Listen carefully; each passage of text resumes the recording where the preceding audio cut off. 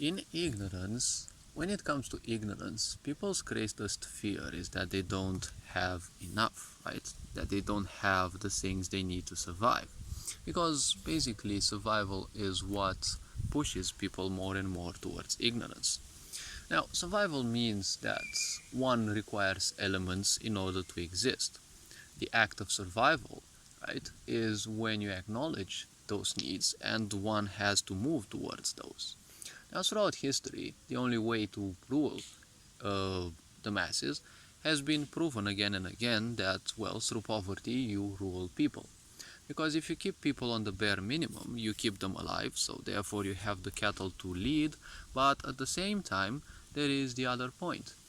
You have people who forsake their awareness, right? Because when you live by survival standards, right, the point is you're not that willing to become aware of others, right? It's just like living like animals, right?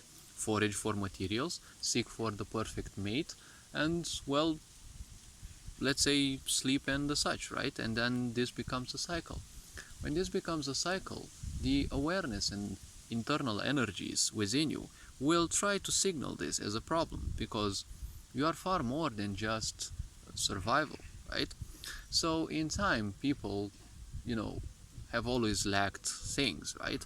And the fear of lacking things has always been far more than the things they lack. Because basically, when we come into this world, we own nothing. Nothing is owned. Everything belongs to the planet. We only make use of that. We make tools, we can use them, but there will come a time when we return everything back to the earth, right? Including this body. This planet gives us a certain piece of it, which we call the body. The body grows, lives, well, it reaches a moment when it's no longer compatible with life and it is returned to the planet.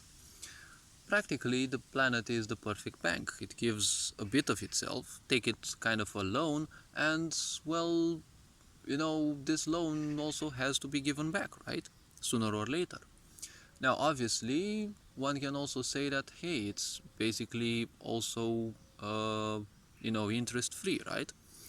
So the point about life is we are given a body and we have to experience whatever possible. The point is people become too stuck in the fear of not having, and then they also think, the next egotistical step is not having enough, okay? Because enough is always a problem. When you start getting attached to what you have, one always wants more and more. They want even more, they want even more, because never is enough, right? Enough is never enough. When people want more and more to just acquire, to just gather more things and more, the point is people will become more animalistic. The more they acquire, right, the more they will think um that they want, right? Every time you get something, it's always something else that you want. It is an impulse from our ancestors. It is an impulse from our, the previous generations, right? When you are born into this world, you are born of your mother and your father, right? When you are born in such a way, the point is, when you are born, technically, you are born, right? You come from parents. These parents of yours, they carry their own karma. They carry their own, uh, history, because it's been proven that the entire history of the universe exists in our DNA. So the point is, in that history, our history is also included, and it's obviously gonna bear more importance on us and more impulsive power upon us because it is much more recent. The cycles that our ancestors have lived in and could not carry over, right? They could not outlive. The point is, those cycles will be taken by you. Some of them, most likely, will actually have an influence upon you. That is why, if parents have a lot of vices, their children will also carry those over and, well, will most likely suffer from at least a few of those. Not necessarily all of them, right? One may be, for example, a drunkard, but this vice may be taken over by, I don't know, someone five generations into the future, right? So the point about not having enough is there is always this fear, right? Which is a fear of separation. Actually it's a fear caused by separation. The point is, When you think you don't have enough, the problem with this opens yourself to victimization. When you think you don't have enough, there will always be a fear that you will never have those things which you want, and this fear prepares you for the fear of losing that which you will once have, right? It's just like codependency, right? You're afraid that you will never be with that person whom you so-called want, right? But you're also preparing yourself for the moment if you are with that person. You're already imagining that you are with that person, and you're already imagining how it will be once you lose that person, right? And people speak then about the law of attraction and the such, and well, people don't know what they want in their life. So the point is, if you're imagining and thinking and dishing so much energy in this direction, then why are you surprised that those things happen, right? So the fear of losing things is, well, it's always gonna be there. Just remember that tools are only usable, right? They are meant to be used. Unfortunately, tools are kind of loved nowadays and people are being used because that's what corporatism usually is about. Exploit everyone, especially if they have insecurities and the such. Because if you have insecurities, people are easy to control because by selecting them, right, based on their insecurity, you have people now who function on a similar basis, right? And it's much easier to exploit people with the same insecurity or insecurities because you can have them, feel like a family, right? That's how NGOs function. They always give you the impression that you are part of a family, right? Because everyone there is forced to dance the same dance that, their instruments are playing, right? Been there, done that. I also met people who've been in NGOs, and I could easily see the way they were, brain shifted into a certain direction. And, NGOs kind of make you feel like a moralist. They teach you to be a moralist because technically that's their only self-defense, right? A moralist is a person who believes in a certain thing and, well, they will never give that up, right? They won't give that up because, well, they attach themselves so much to that belief, right? But don't forget, belief means accepting something without a necessity for proof. Now, the point about such a thing, okay, is if you identify yourself with something, well, that is a bit of psychiatry, because if you sit on a chair and you say this chair is mine, well, that is an acceptable piece of psychiatry, because as long as you stay in there, kind of that chair is basically yours, but you don't own it, right? That is why the greatest fear of humanity, that is of not having enough, has manifested the idea of, ownership, right? And ownership has been done through papers, but that paper is only a bit of meaning, right? It just is a paper with some ink on it, and the meaning of those words is a meaning that we collectively agree upon, right? The only reason why you use those things is the same reason why we use diplomas, right? Diplomas represent another insecurity of people. You want yourself to be heard, you want yourself to be trusted when you present things of your own field, right? And, well, in order to support that, you will come with your own diploma, right? But diplomas nowadays can easily be faked. That's why people don't take those into account as well. And obviously, I'm more interested in a person's skill, not how many diplomas they have. A diploma to me will always remain a piece of, paper that I can, scratch my butt with, right? Now, the point about this is people constantly live in insecurities because they don't know who they are, they don't know their potential, or if they do know, they are simply afraid of accepting it, right? So the point about life is to simply become more and more aware of who and what we truly are. If you say you are the chair that you live in, well, that's basically psychiatry, okay? Because that is what getting attached to something is. When you get attached to something, you will always believe that you are that thing, right? And that thing must belong to you. But it was created from, nature's resources, and it belongs to this planet. You can take it in a space shuttle and you can take it into space. It still belongs to this universe of physicality. You're not going to take it with you when this physical body of ours shall become incompatible with life. You're not going to take anything physical with you. You're only going to take your karma. So it is preferable that you make as little as possible. Now, the point about ownership is, nowadays people even want to own other people, because if you use people as tools and you even legalize that, the problem is anyone may end up claiming ownership on you, right?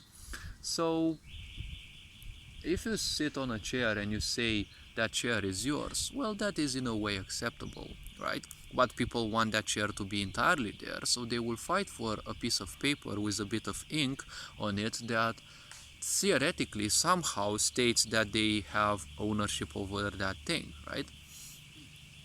In a society of ignorance, that will always work. In a society of people who are wise, that won't work, because, well, they might give you the chair. If you want to identify yourself with that, well, that is your own problem, that is your own suffering. That is the same with moralists. They become identified with their own ideas and they will fight for those. When you think that you are a certain idea, well, not only are you miniaturizing yourself, you're also calling yourself a nutcase.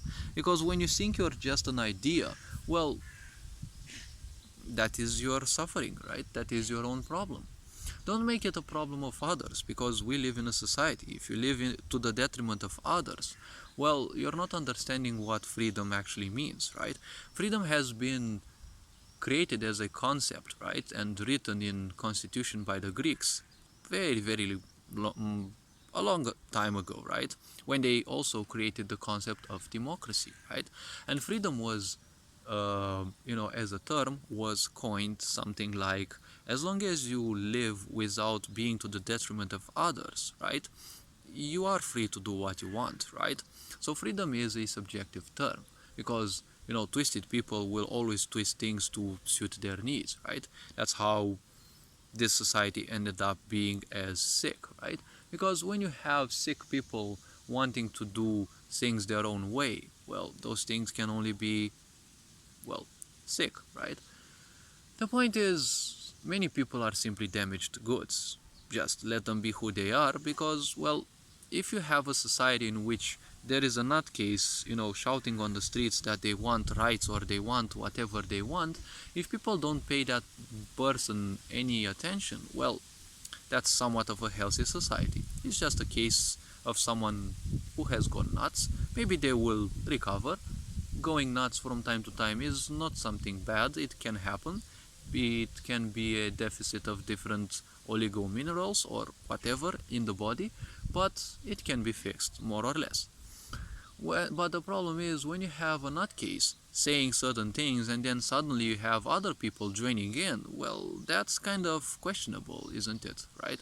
You have now finally a situation in which, well, you no longer have a nutcase. You have one nutcase who may be a natural case, and you have, super nutcases, which are not natural cases, of course. Because if you have a nutcase that supports things and people simply jump to support that person, well, those people are just seeking for approval and attention, right? Because that's how a society of ignorance exists. You ignore yourself, so you think you're a piece of trash. Then the problem is, if you think you're a piece of trash, you're gonna have an insecurity and confusion regarding every little bit of yourself. And this is that which opens all the gates of this crazy society, because the moment you have insecurities, oh, this society invites you everywhere. There are distractions for you everywhere. And their only purpose is to simply, pull you away from who and what you are, right? Ain't that the way of the West, right? You're always invited to be running away from who you are, because if you run away from who you are, you don't know what you are, right? And you'll identify yourself with all sorts of ideas, things, opinions, and the such, and you're just gonna become a slave of those. It is a very advanced way of ruling people, by sending certain thoughts and then having people become slave of those, right? Because that is what attachment means. You become the slave of something. Once you become slaves of something, well, you kind of gave up your power. So that is why society is ruling over you, right? All these distractions mean you're just becoming identified with those. That is why you're finding so hard to run away from those. But you don't run away from distractions, you simply accept them as a part of yourself, because the point is, a distraction exists because there is a wound within yourself. You have to address the wound, not the distraction. Once the wound is healed, the distraction will also no longer be important. It will still exist there for a while, but once the wound has been healed, now conscious thought can be directed more and more towards what you are. And the more you simply know who you are, the point is, when you live ignorantly, you will always create a lot of cycles, which we can call vicious cycles, right? Or karma, because karma means a cycle. When you create these cycles, they will manifest again and again and again, and you will feel pissed that you're not given peace. But you have created those softwares in your mind, and they will keep going on and on because that's how you program them to work. The only way that they can function is within you is that you give them unconscious attention, right? You give them unconscious effort, and you give into those. What people do is they create another compulsive behavior to run away from a compulsive behavior, and that's how they will do certain things for a certain period of time, and they will kind of give it up because it is just a compulsive behavior. In some people's cases, this compulsive behavior will simply work. Just like some people might say, well, in order to prevent myself from, I don't know, masturbating, people will simply ignore the idea of, watching porn. Now, you have created a software in your mind which craves porn, right? Now, the point is, if you are running away from this distraction, well, it will become stronger and stronger because you're feeding it with your ignorance, right? Don't forget, ignorance means accepting everything without the use of discernment. So when you're an ignorant, be aware that you're going to accept everything inside of you. So the point is, you're gonna have a really hard time, becoming conscious, because people who are ignorant, it's easy to observe. They will always have some twitch, some distraction. There is always a compulsion within their physical body, right? There is always something that disallows them from being capable of staying still, right? Because that is the problem of unconsciousness. The more you give power to it, the more impulsive behaviors you create, and well, they will take hold of you, right? All this being said, hopefully this video has been introspective enough. You are appreciated. Take care of yourselves. Don't want to create videos that are too long. You are appreciated. Take care of yourselves. Ferenc Board signing out.